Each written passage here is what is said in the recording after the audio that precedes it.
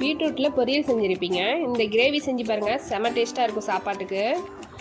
ஒரு பாத்திரத்தில் எண்ணெய் ஊற்றி கடுகு, பட்டை, சோம்பு இதை மட்டும் போட்டு நல்லா பொரிய விடுங்க. பொடி பொடியாக நறுக்கின பீட்ரூட்டு இதையும் நல்லா கழுவிட்டு இதோட ஒன்றா உப்பு சேர்த்து நல்லா மிக்ஸ் பண்ணுங்கள். அப்புறம் பார்த்திங்கன்னா நல்லா தண்ணி விட்டு வரும். அப்போ கரம் மசாலா 2 டேபிள் ஸ்பூன் போட்டு நல்லா பெரட்டுங்க. நல்லா தண்ணி சுண்டினதுக்கப்புறம் கொஞ்சம் தண்ணி ஊற்றி காய வேக விடுங்க. அப்புறம் தேங்காய், ஜீரகம், கடல 1 ஸ்பூன் இதை வச்சு நல்லா அரைச்சி பேஸ்ட்டாக கொண்டு வந்திருக்கேன். இதோட ஒன்று மிக்ஸ் பண்ணி தேவையான அளவு தண்ணி ஊற்றி நல்லா கொதிக்க விடுங்க. நல்லா கொதித்து சுண்டி வரணும். நல்லா சுண்டி வந்ததும் கருவேப்பிலை தூவி கொதிக்க விட்டு நல்லா இறக்கிடுங்க. சாப்பாட்டோடனா வச்சு சாப்பிட்டு பாருங்கள், செம டேஸ்ட்டாக இருக்கும். நீங்களும் ட்ரை பண்ணி பார்த்து எப்படி இருந்துச்சுன்னு கமெண்ட் பண்ணுங்கள்.